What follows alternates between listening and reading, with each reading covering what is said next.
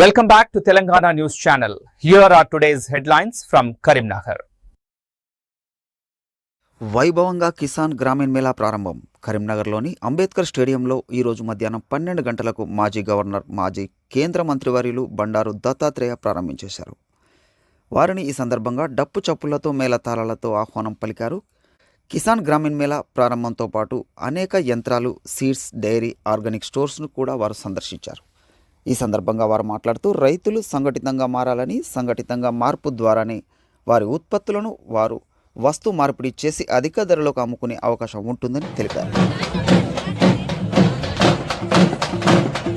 కిసాన్ జాగరణ ఆధ్వర్యంలో ప్రతి సంవత్సరం కూడా రైతులకు నూతన శాస్త్ర సాంకేతిక పరిజ్ఞానం అందజేయాలి. అదేవిధంగా వ్యవసాయ రంగంలో కొత్త ఆవిష్కరణలేంటి, కొత్త విషయాలేంటి, కొత్త వంగడాలేంటి, అధిక పంటలు పండించడం ఎలా, ఆ పంటలను సరిగా అమ్ముకోవడం ఎలా, అలాగే ఒక పంటలతో పాటుగా మరి అనుబంధ రంగాలైన డైరీ, పౌల్ట్రీ, ఫిషరీసు, గొర్రెల పెంపకం లాంటి అనేక విషయాలపైన అవగాహన కల్పించాలి రైతాంగానికి అనే ఉద్దేశంతో ఈ కిసాన్ గ్రామీణ మేళాను మేము నిర్వహిస్తున్నాం. వాస్తవానికి ఇది ప్రభుత్వ బాధ్యత. మరి ప్రభుత్వాలు చేస్తలేవు కనుక మేము వాలంటరీ ఆర్గనైజేషన్లో ఈ పని చేస్తున్నాం. దీనికి గత 2022లో 23లో కూడా బాగా చేశాం. 24లో 25లో ఈ సంవత్సరం ఇంకా మరింత ప్రభావితవంతంగా మేము ఈ కార్యక్రమాన్ని నిర్వహిస్తూ వస్తున్నాం. ఇందులో ఈరోజు ఈ కార్యక్రమాన్ని దత్తాత్రేయ గారు ప్రారంభం చేశారు. మరి వేలాది మంది రైతులు ఇందులో సందర్శించిపోయారు.